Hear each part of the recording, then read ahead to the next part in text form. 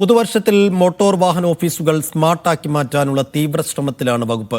ജനങ്ങൾ നേരിട്ട് വരുന്നത് പരമാവധി കുറയ്ക്കാനുള്ള തയ്യാറെടുപ്പുകളാണ് നടക്കുന്നത്.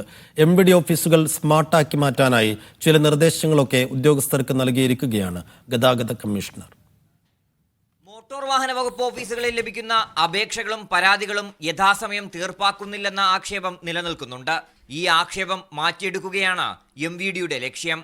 ജനങ്ങൾ നേരിട്ടെത്തി അപേക്ഷകളും നിവേദനങ്ങളും പരാതിയും നൽകുന്നത് നിരുത്സാഹപ്പെടുത്താനുള്ള നിർദ്ദേശമാണ് ഗതാഗത കമ്മീഷണർ നൽകിയിരിക്കുന്നത്. പകരം ഇതെല്ലാം ഇമെയിൽ മുഖാന്തരം അയച്ച് ഇമെയിലായി തന്നെ മറുപടിയും നൽകുക. അക്ഷയ സേവാ കേന്ദ്രങ്ങളെ ഇതിനായി ജനത്തിന് പ്രയോജനപ്പെടുത്താം. ഫോൺ മുഖേനയുള്ള അന്വേഷണങ്ങളും പരാതികളും സ്വീകരിക്കുന്നതിനും സമയക്രമം നിശ്ചയിച്ചു. രാവിലെ 10 മുതൽ ഉച്ചയ്ക്ക് 1 മണി വരെ മാത്രം. ഈ 2 കാര്യങ്ങളും MVD ഓഫീസുകളിലെ നോട്ടീസ് ബോർഡിൽ പ്രദർശിപ്പിക്കാനും ഗതാഗത കമ്മീഷണർ നിർദ്ദേശിച്ചിട്ടുണ്ട്. RB Sanoop, media 1, Thiruvananthapuram.